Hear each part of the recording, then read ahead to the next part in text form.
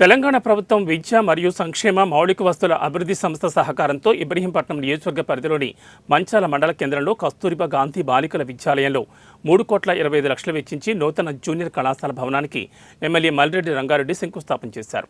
రాష్ట్ర ప్రభుత్వం విద్యకు పెద్దపీట వేసిందన్నారు. భవిష్యత్తులో విద్యార్థులకు ఉపాధ్యాయులకు ఎలాంటి ఇబ్బందులు తలెత్తకుండా సకల వసతులతో భవన నిర్మాణం చేపట్టాలని అధికారులకు కాంట్రాక్టర్లకు ఆదేశించారు.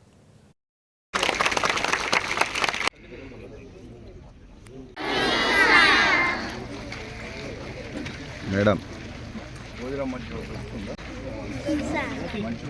చల్లగుంటుందా కూరగాయలు ఇంతకంటే మంచిగా పక్కకే వస్తుంది.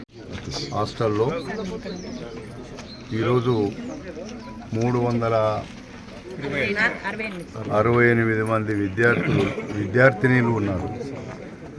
వాళ్ళకు కూడా అన్ని వసతులు లేవు. కట్టించిందేమో ఎక్కడికక్కడ లీకేజీలు అయ్యి అన్ని వసతులు దరిద్రంగా చేసి పెట్టిండ్రు.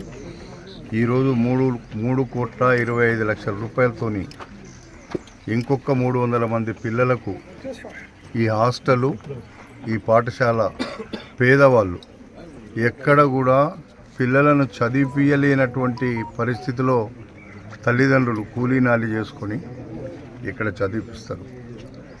కాబట్టి వాళ్ళ పిల్లలకు మనమే ఇచ్చేటువంటి డబ్బులు ₹1 మిస్యూజ్ కాకుండా, ₹1 మిస్యూజ్ అయినా పేద పిల్లల పైసలు మనం వాడుకున్నట్టయితే వాళ్ళు బ్రహ్మాండంగా కట్టాలి. 3,25,00,000 కట్టడము చాలా బాగా కట్టవచ్చు. ఒక స్టార్ హోటల్ కట్టినట్టు కట్టవచ్చు. కట్టడంలో తేడా ఉండదు. ఫర్నిచర్లోనో లేకపోతే ఇంటీరియర్స్లోనే తేడా ఉంటుంది. తేడా అనేది కట్టడంలో ఏదైనా ఒకటే, కానీ కట్టేది బాగా కట్టాలి. డబ్బులన్నీ అయ్యేది ఎక్కడ? ఫర్నిచర్కు, అక్కడ ఉండేటువంటి ఇంటీరియర్స్కు, డోర్లకు, విండోలకు ఖర్చు అవుతుంది.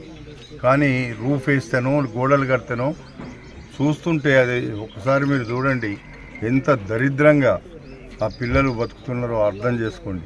ఆమె జామ్ అవుతుండొచ్చు అనుకుంటా నేను. ఆ పైపులన్నీ అయితే అమ్మా అవుట్లెట్ లేదు. మీరు